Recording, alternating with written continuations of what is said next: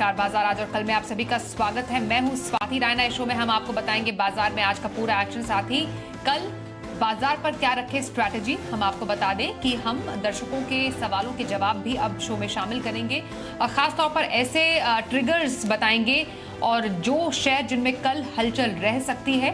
और साथ ही साथ व्हाट्सएप आप हमें कर सकते हैं अपने सवाल भेजकर 9582226666 हमारा व्हाट्सएप नंबर है, इस पर अपना सवाल भेजिए। और सोशल मीडिया के प्लेटफॉर्म्स पर भी आप अपना सवाल हमें भेज सकते हैं। फेसबुक पर @ZBusiness ऑनलाइन, ट्विटर पर @ZBusiness पर अपने सवाल भेजें।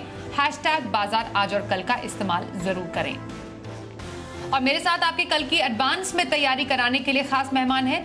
परिचय करा दे, प्रॉफिट मार्ट सिक्योरिटीज के अविनाश गोरक्षकर हमारे साथ हैं और हमारे पूरे सहयोगी हैं जो कि हमें बाजार का आज का जो कारोबार है, हाल है, वो बताएंगे, उनसे करेंगे चर्चा। लेकिन आज बाजार कैसा रहा, सबसे पहले उस पर एक नजर डाल लेते हैं। तो हमने देखा लगातार 5 दिन की गिरावट पर आज आखिरकार ब्रेक लग ही गया।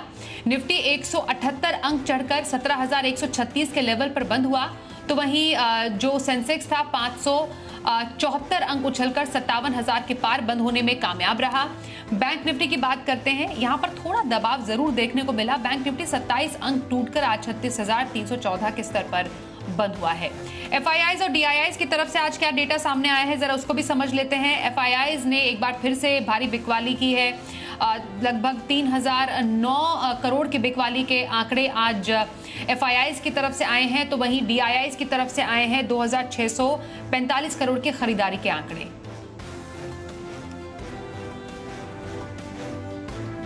और बाजार में आज आखिरकार हरियाली लौटी। किन सेक्टर्स में सबसे ज्यादा एक्शन था और बाजार में इस तेजी की वजह समझते हैं। हमारे सहयोगी अरमान हमारे साथ है। अरमान, आखिरकार 5 दिनों की गिरावट पर लगा ब्रेक, क्या अहम वजह रही? 5 दिनों की लगातार मंदी के बाद आज पहली बार अब मार्केट पॉजिटिव बंद हुए। अब टॉप निफ्टी के कौन से गेनर्स थे जिन्होंने इस तेजी को सपोर्ट करा, जिसमें BPCL, Tata Motors, Reliance industries, UltraTech cement sector में ही अच्छा खासा गेंस देखा गया कि उसका बेसिक रीजन था जो एसीसी सीमेंट के जो नतीजे आए थे, जो अनुमान से अच्छे आए थे, उस कारण उसने पूरे सीमेंट सेक्टर को पुश करा। अगर आप अदर गेनर्स में देखेंगे तो वहाँ पे max health care, Capri global, Ingersoll, Gujarat alkalis क्योंकि जो केमिकल सेक्टर है उसमें भले कॉस्टिक सोडा हो, सोडा ऐश हो या अदर केमिकल्स में, उसमें ग्लोबली भी अच्छी तेजी देखी गई, उस कारण केमिकल सेक्टर भी पूरा फोकस में रहा। अब फोकस में कौन से स्टॉक रहे? एमआरपीएल, क्योंकि जहाँ पर जो सिंगापुर के जो जीआरएम्स के जो मार्जिन आए थे वो अच्छे आए हैं। एल&टी इन्फोटेक, एसीसी जिनके नतीजे आए थे, एसीसी का जैसा मैंने आपको बताया कि नतीजे अनुमान से बेहतर आए थे, और वीआरएल लॉजिस्टिक जिसने एक एमओयू साइन किया था। अब निफ्टी के टॉप लूजर्स कौन कौन से थे? उसमें Bajaj finance, ICICI bank, Bajaj Finserv और जेएसडब्ल्यू स्टील, जिन पर खासा दबाव देखा गया। अब दूसरे लूजर्स की सूची में कौन कौन से थे? उसमें भारत डायनामिक्स है, एंजल वन है और परसिस्टेंट सिस्टम है। बाकी कुछ कॉल्स ऐसे हैं जैसे मारुति सुजुकी हुआ, सोना बीएलडब्ल्यू हुआ, अल्ट्रामरीन पिगमेंट, जो हमारे चैनल पर आपको बाय या सेल करने के दिए गए थे, वो उनमें आपको अच्छा रिटर्न मिला होगा। इसी के साथ अगर समअप किया जाए तो 5 दिन की मंदी के बाद आज ये 6ठे दिन अच्छा ब्रीथर मार्केट को देखने को मिला। तो बाजार में हलचल पर और ज्यादा जानकारी हमने अरमान से लिया। वरुण दुबे के पास चलते हैं। वरुण, जरा बताइए आज कौन कौन से शेयर सुर्खियों में रहे और क्या कारण रहा? देखिए, आज का सबसे चर्चित स्टॉक या फिर मैं सेक्टर कहूँ तो वो था सीमेंट सेक्टर, और इसमें भी एसीसी ये सबसे ज़्यादा चर्चित स्टॉक था। क्यों? क्योंकि इस कंपनी के नतीजे आए। नतीजे सबको अनुमान था कि कमज़ोर आने वाले हैं, लेकिन अनुमान से बेहतर नतीजे कंपनी ने डिलीवर किया और इसके लिए देखिए ज़ोरदार तेज़ी जो है आज इस काउंटर में देखने मिली। दूसरा है एल&टी इन्फोटेक। इसके नतीजे almost in line with estimates थे, लेकिन कहीं ना कहीं मार्केट को पसंद नहीं आए और इसके चलते स्टॉक में अच्छा खासा दबाव आज के ट्रेडिंग सेशन में देखने मिला है। वहीं कल HCL tech, Nestle, Tata communication, ICICI Lombard, L and T tech, ये तमाम वो कंपनीज है जो कि अपने नतीजे घोषित करने वाली है और इसके पहले तगड़ा एक्शन इन कंपनीज में देखने मिला। ज़्यादातर में तेज़ी हुई एल&टी टेक जैसे काउंटर से, जहाँ पे गिरावट देखने मिली है। वही आइनॉक्स टेक्नोलॉजीज, ओएफएस का दूसरा दिन था।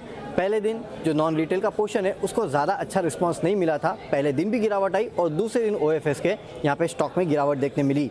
पीएसपी प्रोजेक्ट, इस कंपनी को करीब 940 करोड़ के आसपास के ऑर्डर मिले और कुल ऑर्डर बुक जो है करीब 1800 करोड़ के आसपास पहुँच चुकी है। ये अपडेट इस कंपनी ने दिया और इस अपडेट के बाद स्टॉक में ज़ोरदार तेज़ी देखने मिली। ऑयल मार्केटिंग कंपनीज में आज अच्छी खासी तेज़ी थी, खासकर बीपीसीएल अगर आप देखेंगे तो यहाँ बढ़िया गेंस देखने मिले। वैसे तो पूरा ऑयल एंड गैस स्पेस जो है वो कहीं ना कहीं फोकस में था, लेकिन कहीं ना कहीं ऑयल मार्केटिंग कंपनीज के लिए ये खबर आई कि रूस से ऑयल इंपोर्ट बढ़ाने पर नीति आयोग ने प्रस्ताव दिया है और 4 से 5 गुना जो इंपोर्ट है ये बढ़ाना चाहते हैं। तो इसका इम्पैक्ट जो है कहीं ना कहीं ऑयल मार्केटिंग कंपनीज पे देखने मिला। VRL लॉजिस्टिक्स, इस कंपनी ने विंड पावर कारोबार बेचने के लिए रत्न सीमेंट के साथ एक करार किया है। करीब 48 करोड़ में ये कारोबार जो है ये बेचने वाले हैं। तो इस करार के बाद स्टॉक में आज जोरदार तेजी देखने मिली। इंसेक्टिसाइड इंडिया, इस कंपनी को एक पेटेंट मिला है भारत सरकार से 20 साल के लिए, तो उसका इम्पैक्ट देखने मिला और जोरदार तेजी इस काउंटर में भी थी। MRPL इनफैक्ट लगातार दूसरा दिन है जहाँ डबल डिजिट गेन इस काउंटर में देखने मिले हैं। दरअसल अगर आप देखेंगे तो सिंगापुर GRMs जो है वो ऑलमोस्ट 17 से 18 डॉलर के आसपास पहुंच चुके हैं और इसी के चलते MRPL, चेन्नई पेट्रोल जैसे काउंटर जो है उनमें लगातार तेज़ी है। इसके अलावा गुजरात एल्कलीज, इस काउंटर में भी अच्छी खासी तेज़ी देखने मिली क्योंकि चीन में जो कॉस्टिक सोडा के दाम है एक महीने में वहाँ करीब 27-28% के आसपास की बढ़ोतरी देखने मिली है। तो इसका इम्पैक्ट जितने कॉस्टिक सोडा बनाने वाली कंपनीज है उन पे देखने मिला। उनमें से एक गुजरात एल्कलीज थी जिसमें आज अच्छी खासी गेंस देखे गए हैं। चलिए, कौन से स्टॉक्स एक्शन में रहे ये हमने समझा वरुण से। अब आज के खास मेहमान प्रॉफिट मार्ट सिक्योरिटीज के अविनाश गोरक्षकर के पास जाते हैं। अविनाश जी, 5 दिन की गिरावट के बाद बाजार में जो रिकवरी आज दिखी है, क्या ये टिकाऊ है? ये हम सबसे पहले आपसे समझना चाहते हैं। स्वाति, मुझे लग रहा है कि आज डेफिनेटली अच्छी खासी बाइंग हो चुकी है, लेकिन अगर एफआईआईज की बिकवाली कंटिन्यूसली रहती है, आज भी उन्होंने 3000 करोड़ का कैश मार्केट सेल ऑफ किया है। कल करीबन 5000 करोड़ था। इस अप्रैल के महीने में करीबन 23000 करोड़ का एफआई का सेलिंग हो चुका है। तो ये अगर एफआई के आंकड़े कंटिन्यूसली नेगेटिव होते हैं तो कहीं ना कहीं मार्केट्स को बढ़ने में दिक्कत रहेगी। 17200 का जो लेवल है वो काफी इंपॉर्टेंट है। अगर मार्केट्स उसको क्लोज करती है कल भी, तो मेरे ख्याल से देन मार्केट्स में थोड़ा अपटर्न जरूर आएगा। नतीजों का सीजन है, तो मैं समझता हूँ कि जो क्वार्टरली रिजल्ट्स आएंगे उसके ऊपर सारे इन्वेस्टर्स और इंस्टीट्यूशंस की नजर रहेगी।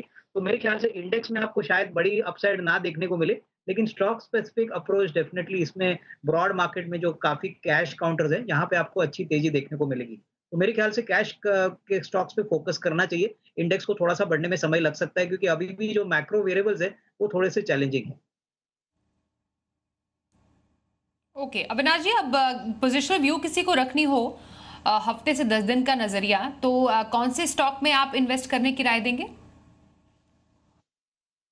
स्वाति, पोजिशनल के लिए हमको कैपिटल गुड्स में कमिंस काफी पसंद है। इनफैक्ट आज 1100 का भाव है, हमको लग रहा है कि 1200-1225 ये एक रेंज है जहां पे 8 से 10 दिन में कंफर्टेबली पॉसिबल है। कंपनी अपने नतीजे भी डिक्लेयर करेगी और जिस प्रकार की कमेंट्री की एक्सपेक्टेशन है वो भी काफी अच्छी लग रही है। 1052 का यहाँ पे आप स्टॉप लॉस रखिए। 8 से 10 दिनों के लिए मुझे लग रहा है कि ये शॉर्ट टर्म में अच्छा रिस्क रिवॉर्ड दे सकता है। लॉन्गर टर्म के लिए तो पिक्चर अच्छा ही है, लेकिन 8 से 10 दिन के लिए करीबन 1200 का एक छोटा सा और नियर टर्म टारगेट इस ट्रेड में बन सकता है। ओके, तो कमेंट्स में पोजिशनल व्यू रखने की सलाह अविनाश गोरक्षकर दे रहे हैं, इसमें आप खरीदारी करके चल सकते हैं। चलिए, ये तो रहा अविनाश जी का पोजिशनल व्यू। आइए अब दर्शकों के सवाल भी हम शो में शामिल कर लेते हैं और जानते हैं कि उनका कौन कौन से स्टॉक पर सवाल है। और सबसे पहला सवाल हमें ऋषिन रॉय चौधरी ने भेजा। इन्फोसिस पर इनका सवाल है। अविनाश जी, 2000 शेयर इनके पास है और भाव है 1750 का। इन्फोसिस में अभी आप क्या स्ट्रैटेजी रखने की सलाह देंगे हमारे इन कॉलर को? मुझे लग रहा है कि इन्फोसिस में अगर इनका नजरिया कम से कम 6 से 12 महीना है तो ये जरूर बाउंस बैक होगा। शॉर्ट टर्म में थोड़ी दिक्कतें होंगी क्योंकि एट्रिशन लेवल 28% बढ़ी है तो मार्जिन में प्रेशर आएगा। बट अगर इनका नजरिया कम से कम 6 से 8 महीने का है तो मुझे लग रहा है कि इनको पोजीशंस होल्ड करनी चाहिए। मुझे लग रहा है कि करीबन 1900 या 2000 का भी टारगेट पॉसिबल है। तो आईटी जरूर बाउंस बैक होगा, लेकिन हो सकता है कि शॉर्ट टर्म में थोड़ी वॉलेटिलिटी। ओके, तो इन्फोसिस में बने रहने की सलाह अविनाश गोरक्षकर दे रहे हैं। अगला सवाल गोविंद दास जी भेज रहे हैं हमें। नेस्ले पर सवाल है इनका। अविनाश जी, 25 शेयर इनके पास है 17,000 के भाव पर नेस्ले इनके पास है और कल तो नतीजे भी आने वाले हैं, क्या स्ट्रैटेजी रहे? मेरे ख्याल से देखिए, कल नतीजे आएंगे, हो सकता है कि नतीजे थोड़े से कमजोर हो क्योंकि इन्फ्लेशनरी इम्पैक्ट तो इनके ऊपर भी लगेगा। बट मेरे ख्याल से जिस प्रकार की इनकी प्रोडक्ट मिक्स है, बिजनेस मॉडल है, इसमें कोई डाउट नहीं कि कंपनी प्राइस इंक्रीज करके अपना जो कॉस्ट इंक्रीज है वो रिकवर करेगी। इनके लिए मैं यही सलाह दूंगा कि थोड़ा सा medium to long term view रखिए। नेस्ले जैसी कंपनी ट्रेडिंग स्टॉक नहीं है, ये इन्वेस्टमेंट काउंटर है और अगर ये कम से कम 12-15 महीने रख देते हैं तो अच्छा रिस्क रिवॉर्ड बन सकता है। तो कंटिन्यू टू होल्ड, यही राय रहेगी। नेस्ले में होल्ड करने की सलाह दे रहे हैं अविनाश गोरक्षकर। लंबी अवधि में नेस्ले में खरीदारी के अच्छे मौके हैं। आगे बढ़ते हैं, बूटा सिंह लुधियाना से हमसे पूछ रहे हैं एलआईजी हाउसिंग फाइनेंस पर इनका सवाल है। 822 शेयर है और इनका भाव है 372 का। एलआईजी हाउसिंग फाइनेंस क्या स्ट्रैटेजी रहे? यहाँ पे भी मुझे लग रहा है कि स्वाति अभी इंटरेस्ट रेट साइकिल बढ़ने की पूरी तरह से गुंजाइश है। इंटरेस्ट रेट साइकिल बढ़ती है तो ऑब्वियसली हाउसिंग फाइनेंस कंपनीज को फायदा होगा और सबसे बड़ी बात एलआईसी का पेरेंटेज इस कंपनी में है। हमको लग रहा है कि ये तीसरी बड़ी हाउसिंग फाइनेंस कंपनी है, काफी अच्छी लोन बुक ग्रोथ है और आने वाला साल इनके लिए अच्छा रहेगा। रियल एस्टेट में जिस प्रकार से हमने तेजी देखी है उसका बेनिफिट इस कंपनी को जरूर मिलेगा। तो कंटिन्यू टू होल्ड, इनका कॉस्ट प्राइस और मार्केट प्राइस में कोई ज्यादा फर्क नहीं है। तो साल भर में मुझे लग रहा है कि 15 से 18% की अपसाइड पॉसिबल है, तो यहाँ पे होल्ड करें। एलआईजी हाउसिंग फाइनेंस में बने रहने की सलाह अविनाश जी दे रहे हैं। वडोदरा से दिवेश एचयूएल पर सवाल पूछ रहे हैं। सर 100 शेयर इनके पास है और भाव है 2125 का। एचयूएल क्या करें अभी? आई थिंक एचयूएल में भी देखिए शॉर्ट टर्म में थोड़ी चैलेंजेस रहेंगी क्योंकि कंपनी के मैनेजमेंट ने कॉशियस कमेंट्री दी है। रॉ मटेरियल प्राइसेस बढ़े हैं, वॉल्यूम ग्रोथ भी शायद इस क्वार्टर में कम आ सकता है। बट हमारा मानना है कि अगर ये स्टॉक थोड़ा सा गिरता है तो इनको चिंता करने की बात नहीं होनी चाहिए। ये स्टॉक डेफिनेटली एक मार्केट लीडर है एफएमसीजी में। तो अगर लंबी नजरिया है तो होल्ड करिए। शॉर्ट टर्म में हमको लगता है कि शायद थोड़ी बहुत कमजोरी आ सकती है क्योंकि रिजल्ट्स आने वाले जो है वो शायद थोड़े से उम्मीद से खराब आ सकते हैं। बिल्कुल। तो एचयूएल में बने रहने की सलाह फिलहाल अविनाश जी आपको दे रहे हैं। शंकर त्रिपुरारी जी का सवाल लेते हैं, हैदराबाद से हमें भेज रहे हैं सवाल। एलएनटी टेक पर इनका सवाल है। 50 शेयर 5000 के भाव पर एलएनटी टेक क्या खास स्ट्रैटेजी रहे? देखिए मुझे लग रहा है कि इन्होंने थोड़ी ऊपरी लेवल पे स्टॉक जरूर खरीदा है, लेकिन अगर नजरिया इनका 1.5-2 साल का है तो artificial learning, machine learning as well as जो आईटी के हायर एंड प्रोजेक्ट्स है वो एलएनटी टेक्नोलॉजीज करती है। ऑर्डर बुक भी काफी अच्छी है। तो मेरा मानना है कि ये कंपनी डेफिनेटली इनको अच्छा पैसा बनाएगी अगर 1.5-2 साल का नजरिया है। शॉर्ट टर्म में हो सकता है थोड़ी सा, लॉन्ग टर्म का निवेश इन्होंने किया है तो कंटिन्यू टू होल्ड और इसमें कोई पैनिक करने की जरूरत नहीं है। बिल्कुल। तो कंटिन्यू टू होल्ड एलएनटी पर यही है अविनाश जी का व्यू और एलएनटी टेक कल इसके नतीजे भी आने वाले हैं। आगे बढ़ते हैं, अभिषेक राठी जी का सवाल लेते हैं। शेगांव से हमें भेज रहे हैं। आईआरसीटीसी है इनके पास 50 शेयर 850 के भाव पर। आईआरसीटीसी क्या करें? ये भी स्वाति एक अनलॉकिंग थीम है, अभी नॉर्मल सी आ रही है, कोविड निकल गया है। तो हमको लग रहा है कि FY23 में जो ट्रेन्स का जो मूवमेंट है वो अभी नॉर्मलाइज होगा। इनके काफ़ी टूरिज्म रिलेटेड जो ट्रेन है वो भी शुरू हो जाएगी। प्लस पानी का बिजनेस तो इनका और जो खाने पीने की जो चीज़ें हैं वो भी अभी फुल फ्लो में पैसेंजर्स को मिलेगी। तो थोड़ा सा 1 साल के लिए इंतजार करिए। मुझे लग रहा है कि 1 साल में हो सकता है कि पूरी तरह से अच्छी रिकवरी देखने को मिले और करीबन 850-900 का एक फर्स्ट टारगेट बनेगा। इसमें कोई डाउट नहीं कि ये मोनोपोली बिजनेस है और इसमें रेगुलेटिंग जरूर आएगी और थोड़ा समय इंतजार करना पड़ेगा। बिल्कुल। आगे बढ़ते हैं, अब टीसीएस पर सवाल है। आईआरसीटीसी में तो बनने की सलाह आपको दी ही है हमारे पिछले कॉलर को। टीसीएस पर सवाल पूछ रहे हैं बूंदी से मनीष सेन जी। अब ये कह रहे हैं टीसीएस के 10 शेयर इनके पास है, 3725 का भाव है इनका। टीसीएस में क्या खास स्ट्रैटेजी रहनी चाहिए?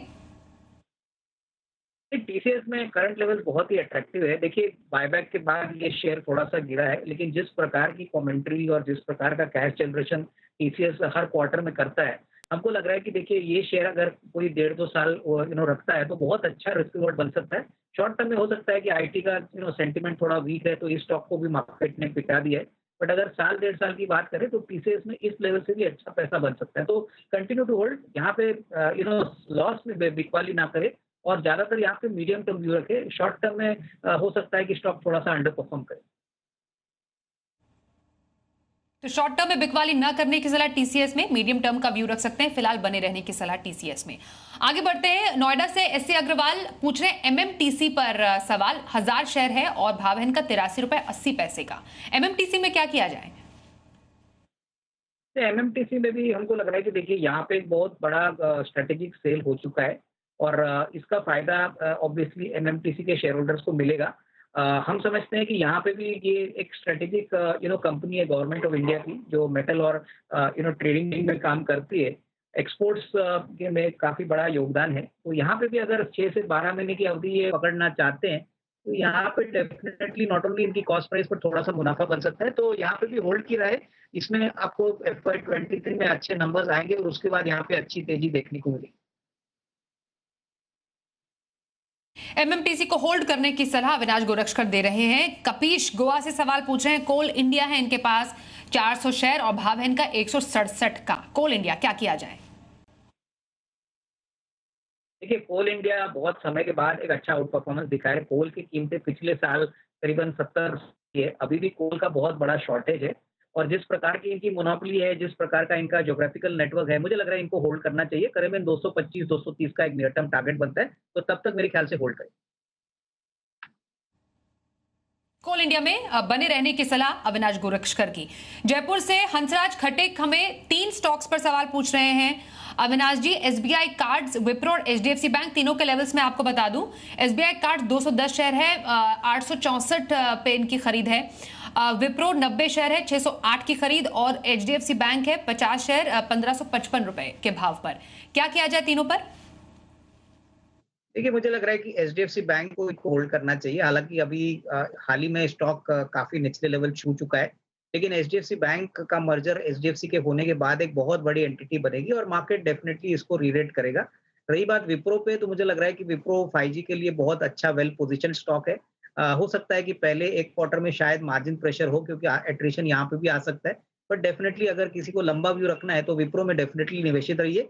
और एसबीआई कार्ड्स में हमको लग रहा है कि जिस प्रकार की नॉर्मल सी अभी पोस्ट कोविड हो रही है, कार्ड्स की यूसेज बढ़ेगी। ये सेकंड लार्जेस्ट प्लेयर है एचडीएफसी बैंक के बाद, तो यहाँ पे भी निवेश करने की राय है। अगर किसी को खरीदना भी है करंट लेवल्स पे, तो भी अच्छा निवेश का मौका है। जिनके पास है वो होल्ड करें।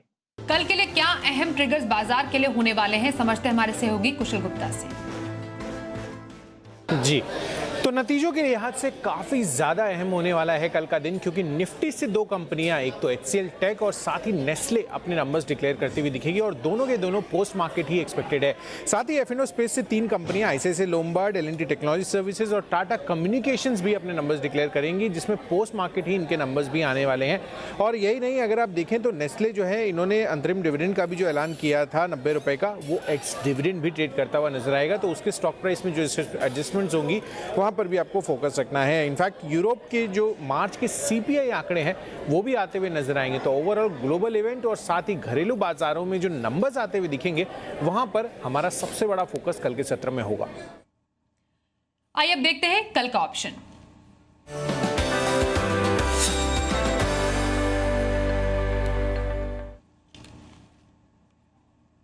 कल के ऑप्शन स्ट्रैटेजी के लिए हमारे साथ शो में शामिल हो चुके हैं मोतीलाल ओसवाल के चंदन तापड़िया। चंदन जी, बहुत स्वागत है आपका। ऑप्शन के जरिए कहां मौके बनेंगे कल?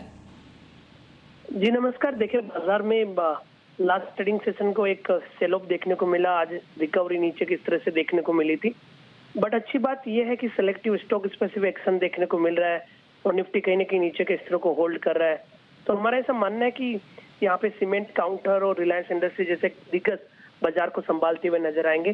तो यदि आपको तेजी की तरफ वर्क करना है तो इन्हीं स्टॉक्स पे फोकस करना चाहिए। तो पहला ट्रेड तो रहेगा अंबुजा सीमेंट। आप देखोगे कि सारे के सारे सीमेंट में काफी अच्छी बाइंग देखने को मिली है और Ambuja cement one of the strongest cement counter है। इसमें काफी अच्छे लॉन्ग के built up, delivery base volume, price pattern के कंसोलिडेशन ब्रेकआउट देखने को मिले। तो यहाँ पे लगभग 400 रुपए तक के मूव देखने को बनने चाहिए। 380 का अप्रैल का कॉल लें, 7 रुपए के आसपास इसको खरीदें, 4 रुपए का स्टॉप लॉस लगा सकते हैं और ये कॉल आपको ऊपर में 12 से 13 रुपए तक के टारगेट दिखा सकती है। वहीं जो दूसरा ट्रेड रहेगा वो बाजार का दिग्गज रिलायंस इंडस्ट्री रहेगा। आप देखोगे 3 दिनों से रिलायंस में काफी अच्छी बाइंग देखने को मिल रही है। स्टॉक अपने रिसेंट के लाइफ टाइम हाई के आसपास चल रहा है और मेजर ब्रेकआउट और मोमेंटम बना है और यहाँ पे शॉर्ट कवरिंग के टूल देखने को मिलेंगे। इसके लिए यहाँ पे 2800 तक का मोमेंटम बनना चाहिए। 2740 की रिलायंस की कॉल लेने की सलाह रहेगी। 35 से 37 रुपए के आसपास इसको लें, 25 रुपए का स्टॉप लॉस लगाइए और ऊपर में ये कॉल आपको 55 से 60 रुपए तक के टारगेट दिखा सकती है। बहुत धन्यवाद चंदन जी, कल के लिए ऑप्शन स्ट्रैटेजी 2 स्टॉक्स में बताने के लिए। और शो के अंत में अविनाश जी आपके पास आएंगे और जानेंगे लंबी अवधि की खरीदारी, इन्वेस्टमेंट पिक कौन सी? स्वाति, जो इन्वेस्टमेंट पिक मुझे आज पसंद है वो पीएसपी प्रोजेक्ट्स है। आज ही इस कंपनी को करीबन 940 करोड़ के फ्रेश ऑर्डर्स मिले हैं। करीबन टोटल ऑर्डर बुक 1800 करोड़ का है और कंपनी गुजरात बेस्ड है, बहुत ही दमदार काम उन्होंने पिछले 2-3 साल में किया है और करंट ईयर में हमको लग रहा है कि करीबन 150 करोड़ का प्रॉफिट आएगा, जो पिछले साल करीबन 80 करोड़ था। करीबन 40 रुपए की अर्निंग इस साल आएगी और अगले साल दैट इज FY23 के लिए हमको लग रहा है कि करीबन 53 रुपए का अर्निंग्स आएगा। तो उस हिसाब से कंपनी काफ़ी अच्छी है, कंपनी बिल्कुल कर्जा मुक्त है। तो यहाँ से करंट भाव से अगर कोई खरीदता है तो 6 से 8 महीने में हमको लग रहा है कि 675 का टारगेट प्राइस पॉसिबल है। तो बहुत ही बढ़िया विकल्प कंस्ट्रक्शन स्पेस में है और बहुत ही वैल्यूएशन अट्रैक्टिव है, तो यहाँ पे जरूर खरीदना चाहिए। Target price 675, time frame 6 to 8 months. तो लॉन्ग टर्म के लिए पीएसपी प्रोजेक्ट्स में खरीदारी की सलाह दे रहे हैं अविनाश गोरक्षकर। अविनाश जी, बहुत धन्यवाद करेंगे आपका हमारे साथ शो में शामिल होने के लिए। बाजार आज और कल में बस इतना ही, रुकेंगे एक ब्रेक के लिए। बने रहिए हमारे साथ, देखते रहिए जी बिजनेस।